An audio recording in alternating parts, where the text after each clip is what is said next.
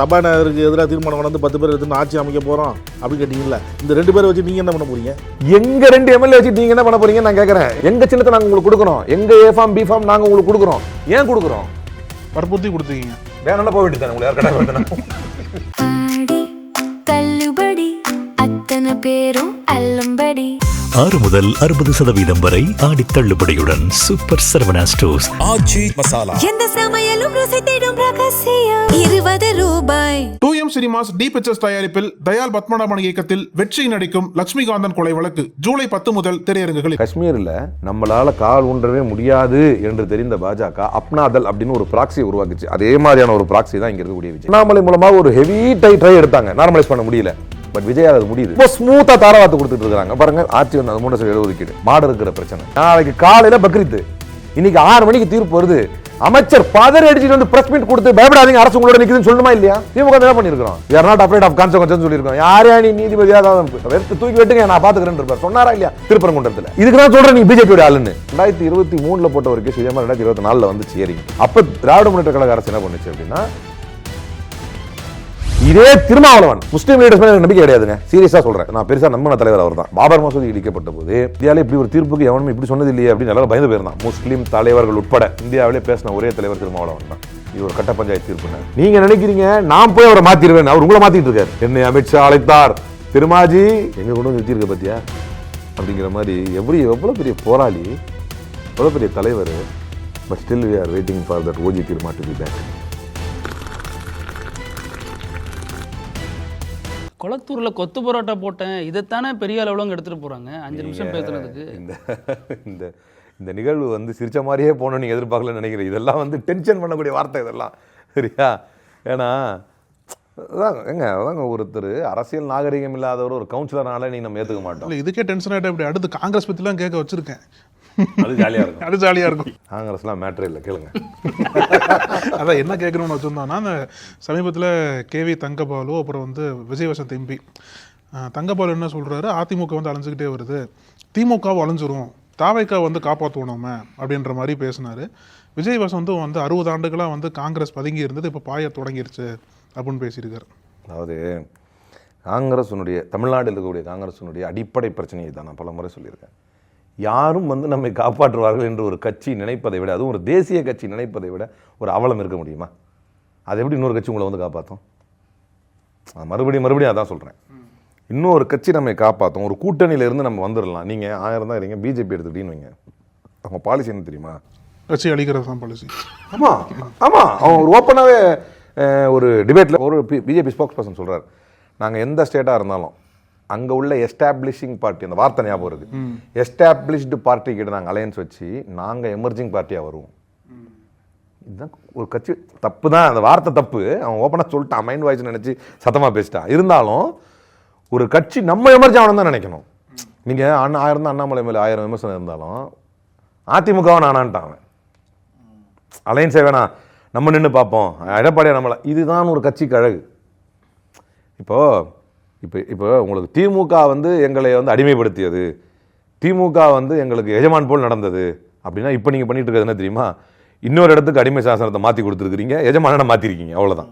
நீங்கள் தானே கட்சியை கபலீகரம் பண்ணுறீங்க. மதிமுக எம்எல்ஏக்கள் வெளியே போய் விட்டனர் அப்படின்னு மதிமுக தலைமையே புலம்புற அளவுக்கு நீங்கள் சம்பவத்தை பண்ணிருக்கீங்க. ஒரு கட்சின்னா பொலிட்டிக்கல் பார்ட்டி, லெஜிஸ்லேட்டிவ் பார்ட்டின்னு 2 இருக்குது. எம்எல்ஏஸ் இருந்தாங்கன்னா, ஒரு கட்சிக்கு எம்எல்ஏஸ் இருந்தாங்கன்னா பொலிட்டிக்கல் பார்ட்டி, லெஜிஸ்லேட்டிவ் பார்ட்டி அப்படின்னு 2 இருக்குது. உங்களுக்கு கட்சித்தாவல் தடுப்பு சட்டம், ஆன்டி டிஃபெக்ஷன் லாவோ, ஹார்ஸ் ட்ரேடிங்கோ, இதெல்லாம் வந்து லெஜிஸ்லேட்டிவ் பார்ட்டியை வச்சு தான் டிசைட் பண்ண முடியும் ஃபஸ்ட்டு. ஆனால் அவங்களுக்கு விப்பை நியமிக்கிறது வந்து பொலிட்டிக்கல் பார்ட்டி லீடர் தான் நியமிக்க முடியும், பெரும்பான்மையை வச்சு கிடையாது. ரூல்ஸ் படி நிறைய எம்எல்ஏக்கள் சேர்ந்து நாங்கள் ஒரு விப்பை பண்ணிக்கிறோம் அப்படி இல்லை. பொலிட்டிக்கல் பார்ட்டி லீடர் தான் ஃபஸ்ட்டு கொடுப்பாரு, அதுக்கப்புறம் தான் அந்த விப்பு கிட்ட கீழே வரும். இதுதான் வந்து ரூலு. இதெல்லாம் ஒரு பக்கம் இருக்கட்டும். மதிமுகவுக்கு லெஜிஸ்லேட்டிவ் பார்ட்டியே கிடையாது. ஆமாம், இல்லை சட்டப்படி சரியாக இருக்கலாம், ஆனால் தார்மீகப்படி அவங்க மதிமுகவை சேர்ந்தவங்க தானே. சரிங்க, இப்போ உங்களை என்ன இப்போ சரி எந்த சின்னத்தில் நின்றாங்க? உதயசூரியன் நின்னாங்க. எந்த கட்சி கூட நின்னாங்க? திமுக கூட்டணி. யார் கூட அலையன்ஸு? திமுக கூட்டணி. இப்போ நாங்கள் என்ன சொல்லிட்டு இருக்கிறோம் அவங்கள? நீங்கள் சொல்லுங்கள். நாங்கள் விலை போய் விட்டனருங்கிறாங்க, அவங்க எடுக்கிற ஸ்டாண்ட். சார் இது எப்படி இருக்கு தெரியுமா? இது எப்படி இருக்கு தெரியுமா? என் கை இருக்குல்ல, எனக்கு கண்ணு இருக்குல்ல, கண்ணு வந்து இன்னொரு இடத்துல நீங்கள் வந்து ஆர்கன் ரீப்ளான் பண்ணலாம்ல, என் கண்ணையே நான் காசு கொடுத்து நானே வாங்கிக்கணுமா? ஏன்னா சார் இது எங்க எம்எல்ஏ சார் டெக்னிக்கலா டெக்னிக்கலா எம்எல்ஏ, ஆனா அடிப்படையில அவங்க அப்படி இல்ல. மதிமுக வைகோலுடைய தளபதி சரி, தானே. சரி, நான் என்ன கேக்குறேன்? இப்ப நீங்க என்ன இல்லை சொல்றீங்க? சார், சின்னம் உங்கள் சின்னம் தான், அது ஒன்றும் இல்லை. சரி ஆனால் கழுத்தில் கருப்பு துண்டு தானே போட்டிருக்காங்க ரெண்டு சரி பேரும். போட்டிருக்காங்க, என்ன செய்யணும் இப்போ? அதுக்காக போய் உங்கள் தலைவர் ஏதோ நினைக்கிறாருப்பா, அவர்கிட்ட என்ன பேசிட்டு வான்னு சொல்லி அனுப்ப சரி வேண்டியதானே. என்ன அவர் சொன்னாரு? ராஜினாமா பண்ண சொல்றாரு. அங்க வாங்க பாயிண்ட். அவர் என்ன சொல்றாரு? அவர் தானே சீட்டு கொடுத்தாரு. இங்கதான் சார் ரெண்டு இருக்குது.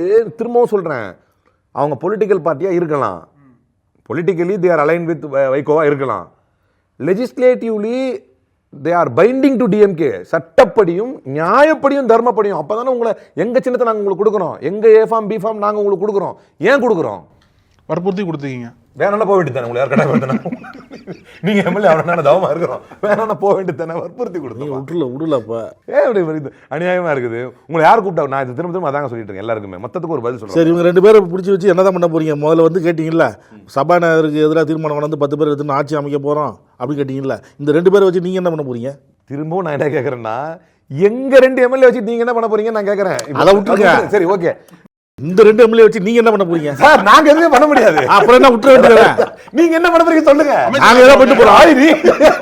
உங்களால முடியாதுல்ல, அதனால நீங்க என்ன சட்ட வேற பண்ணுவீங்க இப்போ? உங்களால எதுவுமே பண்ண முடியாதுல்ல. அதனால இடைத்தேர்தல் வர அமைச்சராக்குவாங்க அவங்கள. நீங்க சார், அவங்க ஏதோ பண்றாங்கிறத பொறுத்து வந்து பார்ப்போம். இப்போ இருக்கிற ஸ்ட்ரென்த்தை வச்சு 10 இடத்துல வந்து ஆட்சி அமைக்க முடியும் அப்படிலாம் கேட்டீங்க. இப்போ இப்போ 2 பேர் போனா மட்டும் என்ன ஆகிட போகுது? அதுக்கு தான் சார் நான் என்ன கேட்குறேன், உங்களுடைய வாதத்தின்படி இந்தியாவில் இருக்கக்கூடிய அனைத்து சட்ட ரீதியா உதயசூரியன் இன்னாரு அதெல்லாம் போனாரு, வந்தாரு, அதெல்லாம் விட்டுருவா. அதெல்லாம் விட்டுருவா. நான் இப்ப கேட்கறேன், கூட்டணி நேரத்தில் நம்ம பேசப்பட்டது வெற்றிக்காக இந்த சின்னம், அதுக்காக பேசப்பட்டது. சரி, மனசாட்சிப்படி சரி போப்பா, அவங்க தலைவர் தான் சொல்றதை செய்ப்பா போப்பான்னு சொல்லி அனுப்பி இருக்க வேண்டியதானே. அதுதான் சார் இப்போ நான் வர பாயிண்ட்டுங்க. அப்போ ஒரு எதிர்க்கட்சி வந்து ஆளுங்கட்சியாக மாறாது.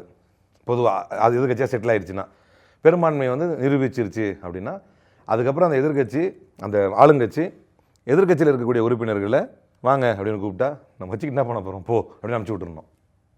அப்படி தானே? அப்படி புரிஞ்சுக்குவா? எப்படி வேணாலும் புரிஞ்சுக்கிங்க. இதான் சார் இருக்கு. எங்களுக்கு எண்ணிக்கை வேணாமா? அப்போ நாங்கள் மொத்தத்தையும் போய் சேர்த்துறவா? நாங்கள் கேட்பது எங்கள் நியாயம். உங்களுக்கு எண்ணிக்கை வேணும்னா திமுக உண்மையானமே இப்போ மதிமுக 2 பேர் வந்தாங்கல்ல, அதை விட்டு மற்றதில் நீங்கள் ஜெயிச்சிருக்கணும். நீங்கள் உங்களுடைய சின்னத்தில் ஜெயிச்சிருக்கணும். உங்களுக்கே தெரியுது நீங்கள் ஜெயிக்க முடியாதுன்னு. அதனால தான் எங்ககிட்ட அடிப்படை உறுப்பினராகி இதை பேசினா அப்புறம் பணையா இருக்கணும் பக்கத்தில் உட்காந்து எப்படி சொல்கிறது எனக்கு தெரியல. நீங்கள் இப்படிலாம் மாற்றி கேட்கறதுனால எனக்கு வேறு வழி இல்லைன்னா இப்படி தான். அதுதான் விடல சார். நீங்கள் அவங்கள தான் கெஞ்சி பார்த்துருந்தா வெளில வந்து சொன்னார்ல என்னன்னு, அந்த அவைத்தலைவர் அவர் அர்ஜுன்ராஜ் அழுது கொண்டே ரொம்ப சீக்கிரமாக சொல்லிட்டாரு. எப்போ சொன்னார் அதை? இது தொகுதி பங்கீடு நடக்கிறப்பே வரலன்னு சொல்லிட்டார்ல. என்னன்னு? அதான் அழுது கொண்டே, சிலர் சிரிப்பார், சிலர் அழுவார், நாங்கள் அழுது கொண்டே சிரிக்கிறோம். இந்த கோணத்துலேருந்து வருவோம். கூட்டணி அமையும் பொழுது நான் அந்த பையன்கிட்ட கேட்டேன், அந்த ஒரு ஒன் இண்டியாவில் அங்கே நடக்கும் போதுலே அதே பையன்கிட்ட கேட்டேன், கூட்டணி பேச்சுவார்த்தை நடக்கும் பொழுது திருமாவளவனோ வைகோவோ கம்யூனிஸ்ட்டுகளோ முஸ்லீம் லீகோ எல்லாருக்கும் தெளிவாக தெரியும், தலை அரண்டு உருண்டு போனால் கூட திமுக அதிகாரத்தில் பங்கு தராது அப்படின்னு. தெரியுமா தெரியாதா? தெரியும். முக்கியமாக காங்கிரஸ் தெரியும், எல்லாருக்கும் தெரியும். என்ன இல்லை, காங்கிரஸுக்கு தெரியுங்கிறது 9 to 14 தெரியும் அவங்களுக்கு, முந்தைய காலத்திலே தெரியும். சரிங்களா? அந்த டைம்லேயே அவங்களுக்கு தெரியும். இருந்தும் இவர்கள் கூட்டணிக்கு வந்தது எதனால் அப்படின்னா, இங்கே தான் ஜெயிக்க முடியும் அப்படிங்கிறதுக்காக வந்தாங்க. நாங்கள் உங்களை கட்டாயப்படுத்தலையே, உங்களுக்கு ஆப்ஷன் தான் நீங்கள் போயிருக்க வேண்டியது தானே. நாங்கள் உங்களை நிர்பந்தப்படுத்தலையே அப்போவே. நீங்கள் இன்றைக்கி வந்து அண்ணன் திருமாவளவன் முதற்கொண்டு எல்லாம் என்ன சொல்கிறாங்கன்னா, கூட்டணி ஆட்சி என்பதை ஏற்றிருந்தால் இந்த நிலைமை வந்திருக்காது அப்படின்னு அட்வைஸ் பண்ணுறாங்களே. கூட்டணி ஆட்சியை திமுக தராது, தாவேக்கா ஒரு நல்ல பார்ட்னராக இருக்கும், அவர் எதிர்க்கலன்னா என்ன, நாங்கள்லாம் எதிர்க்கிறோமே என்பது இப்போ தெரியுது உங்களுக்கு. இது முதல்லையே தெரிந்திருந்தால் ஏன் அவர் ஆர்எஸ்எஸ் கள்ளப்பிள்ளைன்னு சொன்னீங்க? இன்னைக்கு தெரியுது இல்லை, அவர் எதிர்க்கலன்னா என்ன, நாங்கள் எதிர்க்கிறோமே அப்படிங்கிறாருல. இதை கூட நீங்கள் கூட்டணி அப்போவே சேர்ந்துட்டு அவர்கிட்ட முதல்ல ஏங்க நீங்கள் சேரலை, அண்ணன் திரும்ப ஏன் சேரலை, அவர் ஆர்எஸ்எஸ் கள்ளப்பிள்ளை. அப்போ இந்த டைலாக் சொல்லாமே, இல்லை நான் போய் சேர்ந்துக்கிறேன், அவர் எதிர்க்கலன்னா என்ன, நான் எதிர்க்கிறேன் அப்படின்னு சொல்லலாம். இந்த பாயிண்ட் எதுக்கு நான் சொல்கிறேன், திமுகவை எதிர்த்து இது மாதிரி குதிரை பேரங்கள் விஷயங்கள் வரும் பொழுதும் நீங்கள் உங்கள் எம்எல்ஏஸை விட்டுற வேண்டியது தானே. நீங்கள் தான் அவங்கள தொகுதியை குறைச்சி கொடுத்தீங்க, அதனால தான் அவங்க கோச்சிக்கிட்டாங்க. நீங்கள் தான் வந்து அவங்கள உங்கள் சின்னத்தில் நிற்க வச்சிங்க, அதனால தான் அவங்க கோச்சிக்கிட்டாங்க. அப்போ நான் என்ன கேட்குறேன், ஏணி சின்னத்தில் எப்படி ஐயோமல் நின்றுச்சு? நாங்கள் அப்போ விட்டு கொடுத்துட்டோமா முஸ்லீம் லீகுக்கு? இதை வந்து நாங்கள் சிரித்து கொண்டே அழுகுறோம், அழுது கொண்டே சிரிக்கிற டைலாக்லாம் ஒரு பக்கம் இருக்கட்டும். முஸ்லீம் லீக் மதிமுகவோட வலுவான கட்சியா? தெரியாமல் கேட்குறேன். நீங்கள் அவ்வளோ பேசுகிறீங்க. அழகிரி வந்தார், தலைவராக இருந்தார், 25 சீட்டுன்னாங்க. வெளியே வந்து அழகிரி அழுதார், மறந்துருக்க மாட்டீங்கன்னு நினைக்கிறேன். போன சட்டமன்ற தேர்தலில் 21 அழுதாரு, அழுதுகிட்டே போனார். 25 பெற்று 19 ஜெயிச்சாங்க. இந்த முறை 28 வாங்கினாங்க. இது என்னது? அப்போ 25 வாங்கும்போது அழுதாரு, இந்த முறை 28 சீட்டு கிடைச்சது. நீங்க கேட்குறீங்க தனிச்சின்னத்தில் நின்று திமுக தான் கட்டாயப்படுத்துதுன்னு. அதாவது உதயசூரியன் இல்லைங்கன்னு திமுக தான் கட்டாயம். இப்போ அதெல்லாம் இல்லை. துரை வைகோக்கு கைகாலெல்லாம் பதறது. அப்படியே எப்படியாவது நம்ம ஏதாவது ஆயிருக்கலாமே, நம்ம ஏதாவது மினிஸ்ட்ரி வாங்கியிருக்கலாமே அப்படின்னு பதறது. அதற்கு மீண்டும் ஒரு முறை வந்து வரலாறு நெடுக சேற்றை வாரி இறைக்கப்பட்டே பழக்கப்பட்ட திமுக மேல தீர்ப்பை வந்து தூக்கி வீசுறாங்க. அவங்க தான். அப்போ முஸ்லீம் லீக் எப்படி தனிச்சு நின்றுச்சு? விசிகா எப்படி தனிச்சு நின்றுச்சு? வன்னியரசு எப்படி நின்றாரு? விசிகாவை விட பெரிய கட்சி ஒரு காலகட்டத்தில் மதிமுக. அப்போ நீங்கள் அந்த இடத்தில் இந்த மாதிரி காம்ப்ரமைஸ் ஆகிட்டீங்கன்னா அவங்களுக்கு தனி சின்னம் கொடுத்தாலும் பரவாயில்ல, அவங்க ஜெயிச்சிருவாங்க, நம்மளுக்கு உதய சின்னம் நின்றாவது நமக்கு எம்எல்ஏ வேணும் அப்படின்னு நினச்சிக்க.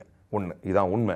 நான் ஏற்கனவே ஒரு கேள்வி கேட்டேன்ல, அப்போவே விஜய் அதிகாரத்தில் பங்கு தரேன்னாரு. அவர்கிட்ட போகாம இங்கேயே வந்தீங்க, அதிகாரத்தில் பங்கு தரா திமுக கிடையாது வந்தீங்க அப்படின்னா தப்பிச்சோம் பொழைச்சோன்னு நம்ம கட்சிக்கு ஒரு 2 எம்எல்ஏ இருந்தால் போதும்னு நினச்சிங்க. இதெல்லாம் நீங்கள் உங்கள் கட்சியை காப்பாற்றுறதுக்காக செஞ்ச சுயநலம். இன்னைக்கு காட்சி மாறின உடனே அதுக்கெல்லாம் நாங்கள் காரணம் இல்லை, எங்களை திமுக கட்டாயப்படுத்துச்சு, எங்களை திமுக பலவந்தப்படுத்துச்சு, எங்களை சிரிச்சுக்கிட்டே அழுவ வச்சது, அழுதுகிட்டே சிரிக்க வச்சது. இந்த டயலாகெல்லாம் மக்கள் உங்களை பார்க்குறாங்க, நீங்கள் அசிங்கப்படுவீங்க மக்கள்கிட்ட. ஏன்னா திரும்ப அதே கொஸ்டின் தான் கேட்பேன். வன்னியரசு தனிச்சின்னத்தில் நிற்கிறார், முஸ்லீம் லீக் நிற்குது. விசிகா என்னுடைய அறிவு பார்வையில் தப்பாக கூட இருக்கலாம், விசிகாவை விட விசிகா தான் பலமான கட்சி முஸ்லீம் லீகை விட. ஒரு வகையில் பார்த்தா சீட்டை அவங்க அதிகமாக வாங்குவாங்க. 8 சீட் வாங்கினாங்க இந்த முறை இல்லையா? இப்போ நாட்டுறாங்க அவ்வளோ அதிகமாக வாங்கினாங்க. ஆனால் முஸ்லீம் லீக் தனிச்சு தான் நிற்குது. ஒரு காலகட்டத்தில் கலைஞருக்கு நிகராக பார்க்கப்பட்ட வைகோ அப்படி தான் வந்தார் தனி கட்சி. நீங்கள் அப்போ ஏன் ஒத்துக்கிறீங்க? அப்போவே அதிகாரத்தில் பங்கு தரேன்னாரு விஜய், போயிட்டாரு. நியாயமா நீங்கள் எல்லாம் யோகிய வேணாம் தானே செஞ்சுருக்கணும். இப்போ எங்களுக்கு யோகிய பாடம் எடுக்கிறாங்க. நீங்கள் யோகிய வேணாம் தான் என்ன பண்ணிருக்கணும் தெரியுமா? ஐயா விஜய் அவர்களே, நம்மளே நம்பி கொஞ்சம் பேர் வருவாங்க இல்லையா, அவங்களுக்கும் அதிகாரத்தில் பங்கு தரணும் இல்லையா அப்படின்னு நீங்கள் சொல்லும்போது, நீங்கள் ஜெயிப்பீங்களா ஜெயிக்க மாட்டீங்களா தெரியாத போதே உங்களை நம்பி வந்தாங்க தான் அந்த முஸ்தபா, அந்த ஜெகநாத் மிஸ்ரா, இவனா தனித்தனி கட்சி வச்சிருக்கான், நாங்கள் வந்து உங்களுக்கு ஆதரவு தர்றோம், உங்களை முன்கூட்டியே நம்பி வந்தாலும் அவனுக்கு அமைச்சரவை கொடுங்க நீங்கள் பேசியிருக்கணும். இது எல்லாம் பண்ணுறதெல்லாம் அயோக்கியத்தனை நீங்கள் பண்ணிட்டு இன்னைக்கு திமுகவை பலகீனப்படுத்தியதோடு மட்டும் இல்லாமல், திமுகவுடைய கழுத்தை அறுத்ததோடு மட்டும் இல்லாமல், திமுகவுக்கு துரோகம் செய்ததோடு மட்டும் இல்லாமல், திமுகவுக்கு புறமுதுகில் குத்திவிட்டு போனதோடு மட்டும் இல்லாமல், இதற்கெல்லாம் காரணம் திமுக தான் அப்படின்னா அப்புறம் முடிவெடுக்கிறதுக்கு ஒரு தலைமை இல்லாமல் அப்படி நீ என்ன பண்ணிட்டு இருந்த? பூவா பறிச்சிட்டு இருந்த? அப்ப உனக்கு இவ்வளவுதான் தருவாங்கன்னு சொல்லும்போது நீ என்ன பண்ணிட்டு இருந்த? இதுதான் முடிவுன்னு சொல்லும்போது நீ என்ன பண்ணிட்டு இருந்த? வெற்றி விஷயம் நடந்தது என்ன அப்படின்னா, வெற்றி விகிதாச்சாரங்கள் பரிசீலிக்கப்பட்டது.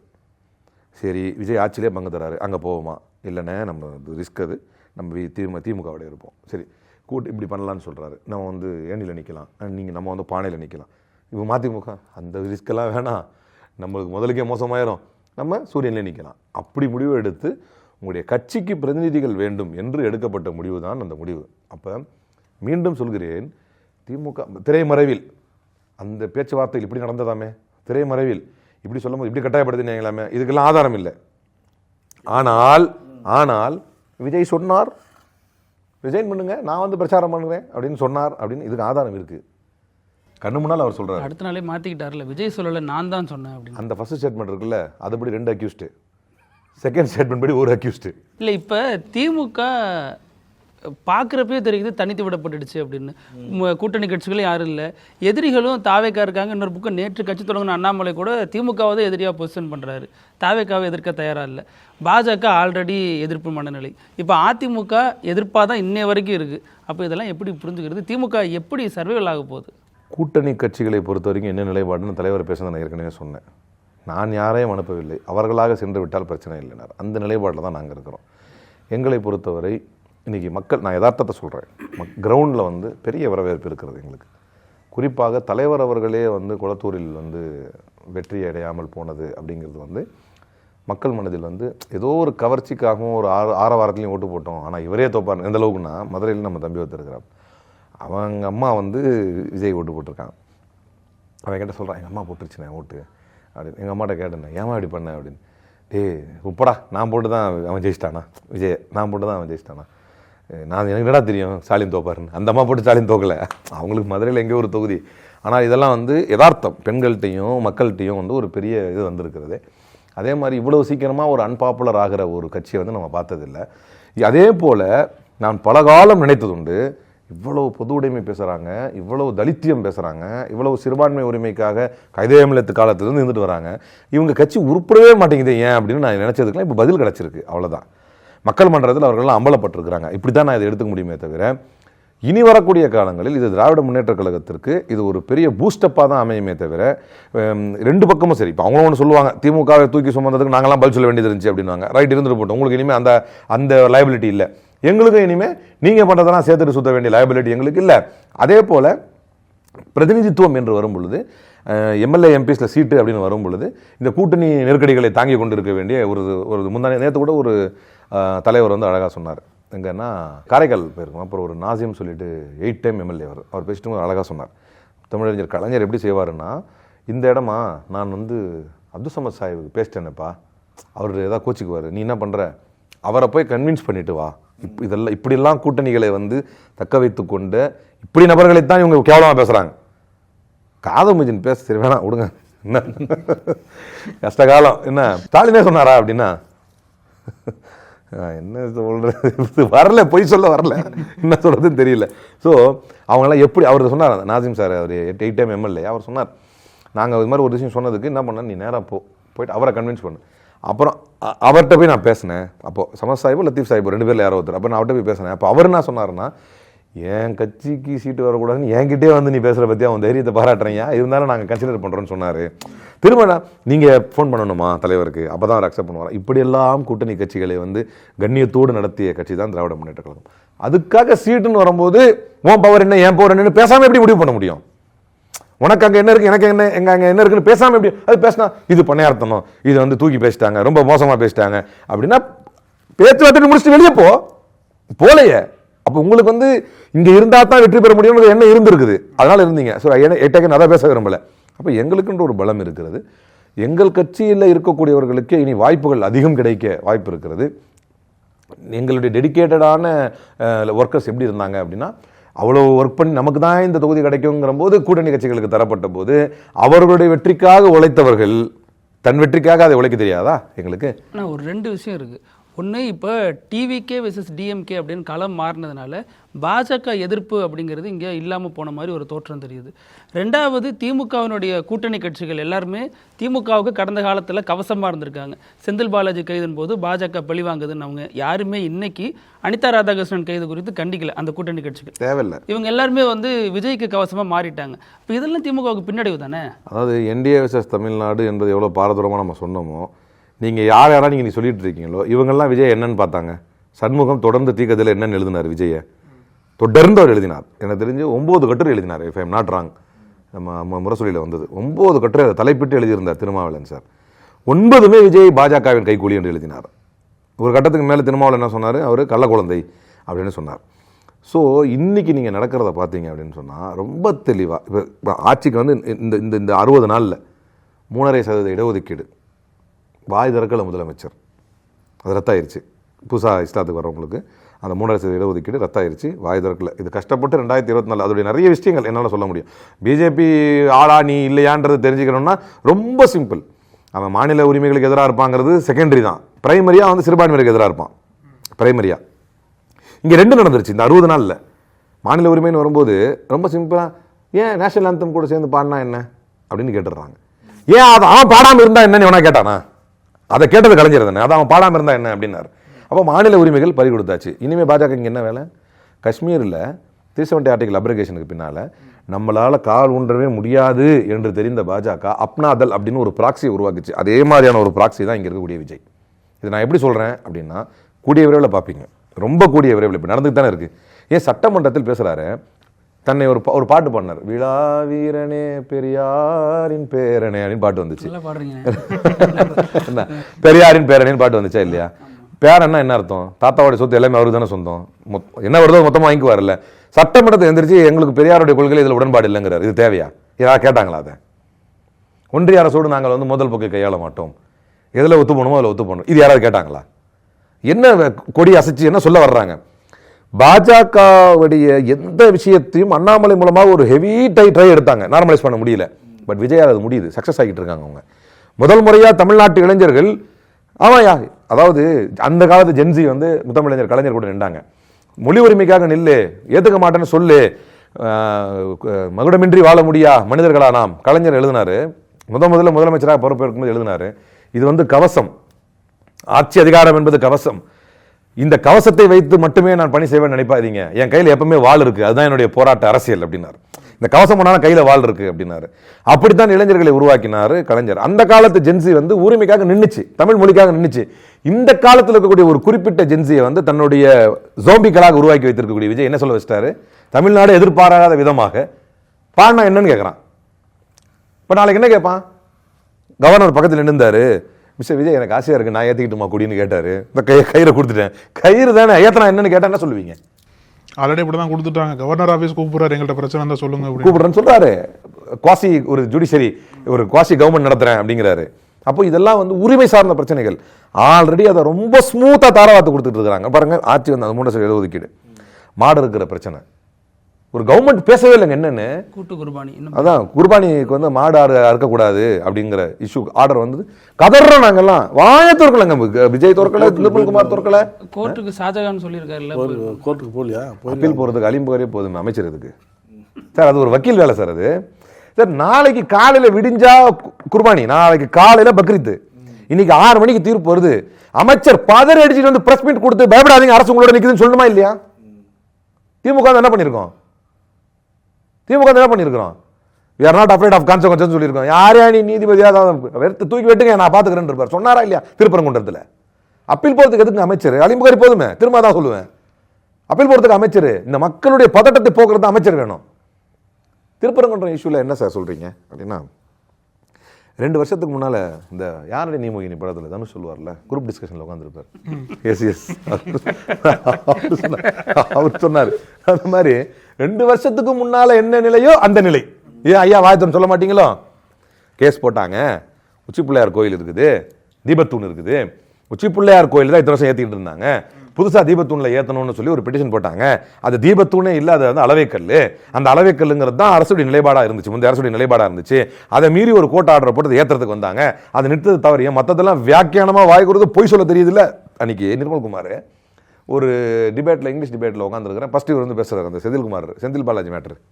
அப்ப அந்த வசுதா தான் நினைக்கிறேன், இஃப் ஐம் நாட் ராங், கேட்குறாங்க, அமைச்சர் அவர்களே இது மாதிரி மினிஸ்டர் இந்த மாதிரி சொல்லுங்க என்னாச்சு அப்படின்னா, what are all the evidences, proof என்ன அப்படின்னு கேட்குறாங்க. நிர்மல்குமார் பேசுகிறார், செந்தில் பாலாஜி ஆபத்தானவர், செந்தில் பாலாஜி நிறைய பணம் இருக்குது, இதெல்லாம் உண்மைங்க, ஒரு சட்ட அமைச்சர் சொல்கிறது, செந்தில் பாலாஜி நிறைய பணம் இருக்குது, 6 மாதத்துக்கு மேலே இந்த ஆட்சி நிலைக்காதுன்னு ஸ்டாலின் சொன்னார், உதயநிதி ஸ்டாலின் துபாயில் இருக்கார். யோ சட்ட அமைச்சர்னா ஆதாரத்தை சொல்லியாருன்னா, உதயநிதி ஸ்டாலின் துபாய், அப்போ துபாயில இல்லை, பொய். நான் என்ன கேட்குறேன், இவ்வளோ வியாக்கியானம் பேச தெரியுது இல்லை? மக்கள் மன்றத்தில் உட்காந்து திருப்பரங்குன்ற இஷ்யூ எவ்வளோ பெரிய பிரச்சனை, நேஷனல் இஷ்யூ, அதுக்கு 2 வருஷத்துக்கு முன்னாடி என்ன நிலைப்பாடு, அதே நிலைப்பாடு, நாங்கள் அப்பீல் போகிறோம், அதுலேயும் அப்பீல். அரசியல் ரீதியாக தன்னுடைய நிலைப்பாடு எதுவென்றே அறிவிக்கிறது இல்லை. திருப்பரங்குன்றம் பிரச்சனை, 3.5% இடஒதுக்கீடு, ஆடு மாடு அறுக்கிற பிரச்சனை, நேஷனல் ஆந்தத்தை கொண்டு வந்து தமிழ் தாய் வாழ்த்தோட சேர்த்து பாடினது. இப்போ எதிர்க்கட்சியில் இன்னொரு கேள்வி கேட்டார், ஒன்றும் பிரச்சனை இல்லை, முடிக்கும் போது நேஷனல் ஆந்தம் பாடுறீங்களே, அதோட சேர்த்து இன்னொரு தமிழ் தாய் வாழ்த்து பாடு, என்ன மோச கழுதி ஆகி போச்சு, இன்னும் ஒரு 2 நிமிஷம் கூட நிற்க போகிறான், பாடுவானா, ஒத்துக்க மாட்டான். அப்ப அவன் ஏதோ ஒரு விஷயத்தை வந்து தன்னுடைய உரிமை என்று நிலைநாட்ட வருகிறான், அதை விட்டு கொடுத்தா என்னன்னு கேட்கிற சமூகத்தை உருவாக்குனதை விட இன்னைக்கு மிகப்பெரிய சித்தாந்த தோல்வி இதை விட வேற என்ன இருக்க முடியும்? முடிஞ்சு போச்சு. ஆல்ரெடி இது பிஜேபியுடைய ஆள், இது நம்ம பிள்ளைனா அப்படிங்கிற மாதிரி அவன் வந்து ஆல்ரெடி எடுத்துக்கிட்டான், முடிஞ்சு போச்சு, அது அவங்க பிள்ளை. அது கொஞ்சம் கொஞ்சமா இதை வந்து கனக்கச்சிதமாக செய்வதற்கு விஜயுடைய கவர்ச்சி அவர்களுக்கு தேவைப்படுது. அதனாலதான் அந்த கவர்ச்சிங்கிற வார்த்தை ஒரு கோபத்தை தருது. கவர்ச்சியில் ஜெயிச்சிட்டாருன்னா வேற என்ன, இவர் என்ன சாக்ரட்டிஸா இவர், இல்லை இவர் நியூட்டனா, இவர் வேற எதில் ஜெயிச்சார், இவர் கவர்ச்சியில் தான் ஜெயிச்சாரு. இப்போ வரைக்கும் அந்த கவர்ச்சிங்கிற லேபிள் இருக்கிறதுனால தான் பறிபோகக்கூடிய எல்லா உரிமைகளுக்கும் முட்டு கொடுக்கறதுக்கு ஒரு கும்பல் வருது. டீலிமிட்டேஷன் என்று ஒன்று சொல்கிறார்கள், இது இந்த அரசு எதிர்க்கும். என்னது அது? இதே டீலிமிட்டேஷன் நம்ம முதலமைச்சர் முன்னாள் முதலமைச்சர் எப்படி கையாண்டார், அதை பேசும்போது அப்படி டீலிமிட்டேஷன் ஒன்று வருதான், நம்ம எதிர்ப்போம் அப்படின்ட்டு பேச்சோட பேச்சா பேச போறாரு. ஸோ இது நீங்க எங்க பார்க்கலாம்னா, சட்டமன்றத்தில் இப்படி கையை காட்டி அப்பா எங்க காணோம்னு சிஎம் கேட்கிறாரே, யார்கிட்ட கேட்கறாங்க? நிர்மலா சீதாராமன் தமிழ்நாட்டுக்கு வந்திருக்கும்போது கேட்கறாங்க. அதுக்கு நிர்மலா சீதாராமன் சொன்ன பதில் என்ன? சட்டமன்றத்தில் எழுப்பப்படும் கேள்விகளுக்கு சட்டமன்றத்தை தான் பதில் சொல்ல முடியும், சரியா தானே செஞ்சிருக்காருங்கிறாங்க. அப்ப ராகுல் காந்தி மட்டும் கையை உயர்த்தினால் இப்படி காட்டினா அவர் நரேந்திர மோடி எப்படி காட்டலான்னு அப்படின்னு அவங்க நிலைப்பாடு கிடையாது. ஆனால் விஜய்க்காக இருக்கிறார்கள். இல்லை கடன் வாங்கிட்டாங்கன்னு சொல்றாங்களே, 3% தான் வாங்கலாம்னு சொல்றாங்களே, 3% கடன் வாங்கலாங்கிறது உண்மைதான். ஆனால் வாங்குறது எல்லாத்தையும் அவங்க வெல்ஃபேரில் தான் யூஸ் பண்ணுறாங்களான்றதையும் நம்ம பார்க்கணும். இது யாருக்கு ஆதரவான ஸ்டேட்மெண்ட்? இது யாருக்கு ஆதரவாக செயல்பட்டு கொண்டு இருக்கிறது? அர்லேக்கர் வந்து ஒரு புள்ளி பக்கமாக மாற்றாமல் இவங்க எழுதி கொடுத்த வாசிட்டு போகும்போதே நம்மளுக்கு தெரிய வேணாம். விசில் புரட்சின்னு வாசிட்டு போனார். இது வரைக்கும் நடந்திருக்கா அந்த மாதிரி? நம்ம இருக்கும்போது கேட்டால் நீங்கள் 2 பேரும் டீல் பண்ணிட்டு, இது எவ்வளோ பெரிய இல்லாஜிக்கலான ஸ்டேட்மெண்ட். ஆர்.என். ரவிக்கும் திமுகவுக்கும் கூட்டணி இருந்தது, அதனால தான் அவங்க பண்ணாங்க. இது உண்மைன்னா அப்பா அர்லேக்கரு அந்த ஆள் கொடுக்குறது எதுவுமே வாசிக்காத, பிரச்சனையை ஸ்டார்ட் பண்ணிட்டுன்னு நாங்கள் சொல்லியிருக்கணும். எங்களுக்கு அவ்வளோ டீலிங் இருந்ததுன்னா அர்லேக்கரை வச்சு உங்களுக்கு நான் தொந்தரவு கொடுத்துருக்கணுமே. எங்களுக்கு அவ்வளோ டீலிங் இருந்ததுன்னா ஒன்று ஆட்சி ஏற்க விட்டுருக்க மாட்டோமே, பொறுப்பேற்க விட்டுருக்க மாட்டோமே. ஒரு பக்கம் போங்க நான் நியாயமான ஆளு, நீங்களாம் போய் சப்போர்ட் பண்ணி அந்த ஆட்சி வரட்டும், பாவம் நீங்களாம் அப்படின்னு ஒரு பக்கம் சொல்லிட்டு போனை போட்டு ஆர்.என். ரவி பழைய தோஸ்து இப்போ இருக்கக்கூடிய புது தோஸ்துக்கு சொல்லிடு ஆட்சியில் அமைக்க வேணாம். அவ்வளோ டைப் இருந்துச்சுன்னா அவன் உயிரை கொடுத்து உழைச்சி போராடி நின்று ஆனது ஆகட்டுமே, இந்த ஆட்சி தான் போகட்டுமே, மகுடமின்றி வாழ முடியா மனிதர்களா நாம், சிசுவாக பிறக்கும் பொழுதே சிம்மாசனத்துடன் நாம் பிறந்தோம், சீதை வில்லுடன் பிறந்தது போல ஆட்சியில் இருப்பினும் இல்லாதிருப்பினும் தன்மானம் உயிரின மதிப்பும் தமிழர் இனமானம் என்றுமே காப்போம்னு சொன்ன கலைஞர் வழியில் இன்னி வரைக்கும் உறுதியாக நின்று மாநில உரிமைகளுக்காகவும் சிறுபான்மையினர் நலனுக்காகவும் இன்ன பிற விஷயங்களுக்காகவும் உறுதியாக நிற்கிறவனை போயிட்டு பொழுது அன்னைக்கும் மனத்தை வாரி வீசிக்கிட்டே இருக்கிறான்.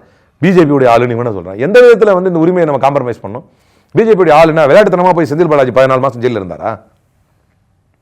அவ்வளவு முக்கியமான அமைச்சர் பிஜேபி எங்களுக்கு டைப் இருந்ததுன்னு சொன்னா செந்தில் பாலாஜி எங்க 15 மாசம் ஜெயில் எப்படி வந்தார்? வெளியே வரும்போது நீங்க 1000 வருஷத்துக்கு இருக்கட்டும் ஜெயிலில், ஒரு வாதத்தை சொல்றேன், 1000 வருஷத்துக்கு ஜெயில் ஒரு நாள் இருக்க முடியாது ஜெயிலில். அப்பெல்லாம் ஜோதிமணி அழுதாங்க செந்தில் பாலாஜி ஓடத்தை பார்த்து. அதெல்லாம் பார்க்குறப்ப வெறியாவது பாருங்க. இப்போ ஒரு ஸ்டேட்மெண்ட். சரி, இறுதியாக அந்த இடஒதுக்கீடு சொன்னீங்க ரத்துன்னு சொல்லி, அதை மட்டும் கொஞ்சம் சுருக்கமாக மக்களுக்கு சொல்கிறாங்க. அதை வந்து அவங்க ஒரு 1951 ஒரு தீர்ப்பை சொல்கிறாங்க. அதாவது ஒரு இந்து இஸ்லாத்துக்கு மாறும்பொழுது அவர் என்ன சாதின்னு சொல்லலாம் பார்க்கல, இஸ்லாம் மதத்துக்கு மாறுறாங்க அவ்வளோதான், முஸ்லீமாகவே கருதப்படுகிறார். மதம் மாறுவதற்கு முன்பு அவர் என்ன சாதியில் இருந்தார் அப்படின்லாம் அந்த மதம்லாம் பார்க்கல. அது அங்கே வந்து முஸ்லீம் சமூகத்தால் இந்த தீர்மானிக்கப்படலை அப்படின்னு ஒரு தீர்ப்பை சுட்டி காட்டுறாங்க அப்படின்னு 1951 இருக்குங்கிறாங்க. பரமசிவன் அப்படின்னு ஒரு ஆள், அவர் என்ன பண்ணுறாரு, மதுரை கோர்ட்டுக்கு அணுகிறார். என்ன சொல்கிறார் அப்படின்னா, இது வந்து எப்படின்னா எவ்வளோ தெளிவான விஷயம் அப்படின்னா, இதுக்கு உதாரணம் சொல்லிடுறேன். உங்கள் பதிலுக்கு அவங்க நீதிபதி சொல்றது அப்படி தானே சொல்றாரு. ஆமா, ஒருத்தர் இந்தியாவில இருந்து முஸ்லீமுக்கு வராரு அப்படின்னா எந்த ஜாதியில இருந்து வராருன்னு முஸ்லீம் பார்க்காது அப்படிங்கிறார்.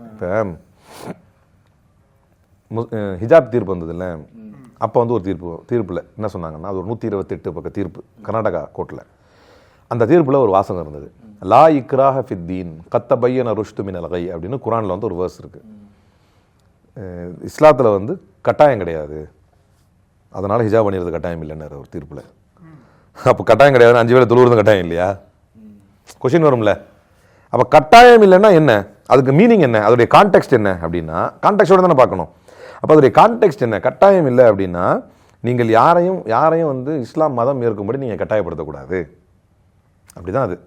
அதே மாதிரி தான் இதுலேயும் நம்ம கான்டெக்ஸ்டோட பார்க்கணும், முன்பின் வச்சு பார்க்கணும். பரமசிவன் ஒருத்தர் முஸ்லீம் ஆகிட்டு போகிறார். இப்போ நீங்கள் முஸ்லீம் ஆகிட்டீங்க, முஸ்லீம் ஆகிட்டா எஸ்சியாக இருக்க முடியுமா? இருக்க முடியாது. இஸ்லாமியர் இஸ்லாம் மாறிடுறீங்க. அப்போ உங்களுக்கு நீங்கள் எதில் வச்சுக்குவீங்க உங்களை? சார் நீங்கள் கவர்மெண்ட்டில் வந்து ஜாதி சர்டிஃபிகேட் வேணுமா இல்லையா எல்லாத்துலேயுமே போகிறதுக்கு? எனக்கு ஜாதி இல்லை சார், வளர்ற எனக்கு ஜாதி இல்லை. இப்போ எனக்கு ஜாதி இருக்கா முஸ்லீமில்? என் சர்டிஃபிகேட்டில் ஜாதி இருக்கா இல்லையா? இங்கே ரெண்டாக பிரிக்கணும். நீதிமன்றம் இவ்வளவு அயோக்கியத்தனம் பண்ணக்கூடாது. ஒரு கான்டெக்ஸ்ட் வந்து விஷயத்தை வெளியே எடுத்து, எனக்கு ஜாதி இல்லைங்க, இவரை பார்க்கும்போது நான் ஜாதியாக பார்க்க மாட்டேன், நான் ஒரு முஸ்லீமா, எனக்கு எந்த ஜாதியும் இல்லை, எங்களுக்குள்ள ஜாதி இல்லை, நாங்கள் சாதியை பார்த்து எந்த பாகுபாடும் பண்ணிக்கிறது இல்லை, ஆனால் எனக்கு ஜாதி சர்டிஃபிகேட் இருக்கா இல்லையா? அவர் கேட்டது எனக்கு ஜாதியை கொடுங்கன்றது இல்லை, எனக்கு ஜாதி சர்டிஃபிகேட் கொடுங்கன்னு. அவர் பசங்களுக்கு அதாவது நான் எனக்கு ஜாதியை தாங்கன்னு கேட்கல, நான் ஒரு முஸ்லீமு, என்னை கொண்டு போய் எஃப்சியில் வைங்க, எனக்கு வந்து வன்னியராக்குங்க, என்னை வந்து நாடாராக்குங்க, அப்படி கேட்கலண்ணா. ஆனால் எனக்கு ஒரு ஜாதி சர்டிஃபிகேட் ஒன்று இருக்குது, அதில் நான் முஸ்லீம்னால எனக்கு பிசிஎம்னு இருக்கும். இதை எப்படி கிளாஸிஃபை பண்ணாங்கன்னா, கடந்த அரசில் வந்து அதுலேருந்து சொல்கிறேன்னா, ஃபஸ்ட் அங்கேருந்து வந்துட்டு இந்த கேஸுக்கு வந்துடுறேன். ஒரு பெண்மணி கூட எனக்கு ஒரு முறை ஃபோன் பண்ணி இந்த மெசேஜ்லாம் அனுப்பி விட்டாங்க. நாங்கள் இந்த மாதிரி முஸ்லீம் ஆனோம், எங்களுக்கு இது ரொம்ப லீகல் இஷ்யூவாக இருக்குது. இதில் வந்து பேராசிரியர் ஜவாஹர்லால் அப்போவே சட்டமன்றத்தில் பேசுகிறார், இந்த மாதிரி இஸ்லாம் ஆகிறவங்களுக்கு எந்த சாதி சான்றிதழில் வந்து கொண்டு வர்றது. அவர் நீதிபதி கூட பார்த்தீங்கன்னா இஸ்லாம் இஸ் அ ப்ரோலிஸ்டிக் ரிலீஜன் சொல்லியிருப்பார், இஸ்லாம் ஒரு மதம் மாற்றக்கூடிய ரிலீஜன் அப்படின்னு சொல்லியிருப்பார். இப்போ அது வாதமே ரொம்ப மோசமான வார்த்தை, அது ஒரு பக்கம் இருக்கட்டும். இப்போ அவங்க அப்படிலாம் கேட்குறாங்க, பேராசிரியர் ஜவாஹர்லால் இது பண்ணால் அதை வந்து பரிசீலனை செய்து திராவிட முன்னேற்ற கழக அரசு 2024 இஸ்லாமியருடைய நலன் கருதி எப்படி கொடுத்தாங்கன்னா, இஸ்லாத்தை ஒருவர் ஏற்று வருகிறார்னு வைங்களேன், ஒரு எஃப்சி இருக்கார், ஃபார்வர்ட் காஸ்ட் இருக்கார், அவருக்கு எந்த சலுகையும் கிடைக்காது, சாதிய ரீதியாக எந்த சலுகையும் கிடைக்காது. அவர் முஸ்லீம் ஆயிட்டார்னு வைங்க, அவருக்கு பிசிஎம் சர்டிஃபிகேட் கிடைக்காது. இதுதான் ஜியோ. மதம் மாறி அந்த சலுகையை அனுபவிப்பதற்காக, மதம் மாறி அந்த சலுகையை அனுபவிப்பதற்காக ஒருவர் வருவாரே ஆனால், இப்போ எஃப்சியில இருந்து ஒருத்தர் முஸ்லீமை வந்தாருன்னா அவருக்கு பிசிஎம் கிடைக்காது. அவருக்கு அதே தான். ஆனால் மைனாரிட்டிக்குள்ள தான் வருவார். மைனாரிட்டியா வருவார், ஆனால் அவருக்கு அந்த சாதி சான்றிதழ் கிடைக்காது. ஒருத்தர் எஸ்சியா இருக்கார், அதாவது பிசி, இதுக்கு கீழே இருக்கிறவங்க, இதை விட சிறந்த சலுகைகளை அனுபவிப்பவர்கள். அப்போ அவங்களுடைய நோக்கம் வந்து இந்த மதம் மாறுறது மட்டும் தான் இருந்திருக்குது. எனக்கு அது பிடிக்குது, நான் போறேன், அதுக்காக என்னுடைய பிரிவிலேஜை கூட விட்டுட்டு நான் வந்து பிசியா கூட மாறிக்கிறேன். நான் எஸ்சியா இருந்தால் நிறைய கிடைக்கும், ஆனால் அந்த பிரிவிலேஜை விட்டு நான் பிசியா மாறிக்கிறேன் அப்படின்னு இருந்தால் அவனுக்கு பிசிஎம் கொடுத்துருங்க. ஏன்னா அஃபீஷியலி அவங்க பிசிஎம்மாக தானே இருக்கிறாங்க, அவங்களுக்கு அதான் சரி வரும், குழப்பம் தவிர்க்க முடியும். அப்போ இது வந்து ஒரு டேமேஜ் கண்ட்ரோல் மாதிரி, கூடுமான அளவு ஒரு குழப்பத்தை தவிர்ப்பதற்கு. முஸ்லீம்னாலே இன்னைக்கு ஜாதி சான்றிதழ், எங்க ஜாதி சான்றிதழ் என்ன இருக்கும், பிசிஎம் அப்படின்னு இருக்கும். இப்போ புரியுதா உங்களுக்கு? இப்போ எஃப்சியா இருக்கிறவங்களுக்கு ஒருவேளை அவங்களுடைய நோக்கம் தப்பா இருந்து சாதி சான்றிதழ் மூலமா அந்த சலுகையை பெறுவதற்காக வந்துட்டாங்கன்னா என்ன பண்றது? அது எஃப்சிக்கு கிடைக்காது, மேல இருக்கிறவங்களுக்கு யாருக்கும் இது கிடைக்காது. இதுதான் ஜியோ. இதுல எங்க கொண்டு சேர்ப்பாங்க? இப்போ லப்பை, ராவுத்தர் அந்த கேட்டகரி, அது வந்து சப் கேட்டகரிஸ். ஓகே. இப்போ அதுல தான் அவர் சொல்றாரு, அதுல 7 கேட்டகரிஸ், அந்த சப் கேட்டகரிஸ் இருக்குது. இது உங்களுக்கு ஒரு இஷ்யூவே இல்லை, நீங்க செலக்ட் பண்ணிட்டு போயிடல. ஏன்னா அதுக்கு மீனிங்கே கிடையாது, இங்க எந்த மீனிங்கும் கிடையாது. எங்க நாங்களாம் பார்க்கும்போது நீங்க லப்பையா, ராவுத்தரா, இல்ல வந்து அதுவா, இதுதான். அந்த காலத்தில் கவர்மெண்ட்ஸ் அதெல்லாம் வச்சுட்டாங்க. குதிரை பராமரித்தவர்கள் வந்து ராவுத்தர்கள், கப்பலில் போனவங்க வந்து மரைக்காயர்கள், இப்பெல்லாம் வந்து வச்சுக்கிட்டாங்க. போனதை இன்னைக்கு அதுக்கு எந்த ரெலவன்ஸும் கிடையாது, தொழில் சார்ந்து வச்சுக்கிட்டாங்க. இதெல்லாம் இப்போ ரெலவன்ஸே கிடையாது. நான் எந்த காலத்து இவ்வளோ, எனக்கு 36 வயசு ஆகி போச்சு, இவருக்கு ஒரு கால கூட யாரும் எனது நீங்க ராவுத்தரா லப்பையா மரைக்காயர்னு யாரும் கேட்டதில்லை. அது வந்து ஒரு ரெலவன்ஸியே இல்லாத ஒரு சப் கேட்டகரி. ஆனால் அதை ஊதி பெருசாக்கி இவனை கொண்டு போய் எதில் வைப்பீங்க அப்படின்னு கேட்கறது வந்து பச்சை அயோக்கியத்தனம். அது இப்போ எதுக்கு கேட்டு வர்றான் அவன் அப்படின்னா, நான் முஸ்லீம் ஆகிட்டேன், ஆட்டோமேட்டிக்காக என்னோட எஸ்சி கேட்டகரி போயிடுச்சு, எனக்கு அது வராது, ஜாதி சான்றிதழ் எனக்கு வராது. அப்போ 2024 ஒரு ஜியோ இருக்குது, இந்த கேஸுடைய டீட்டெயில் அதுதான். 2024 ஒரு ஜியோ இருக்குது, அந்த ஜியோ படி நீங்கள் அவனுக்கு பிசி முஸ்லீம் கொடுத்துருங்கன்னு இருக்குது. அப்போ நான் போய் தாசில்தார் அன்னைக்கு கேட்குறேன், அந்த சண்முகம் ஏதோ சொன்னல அந்த பேர், நான் போயிட்டு கேட்குறேன். தாசில்தார் என்ன சொல்ற, தர முடியாது அப்படிங்கிறார்.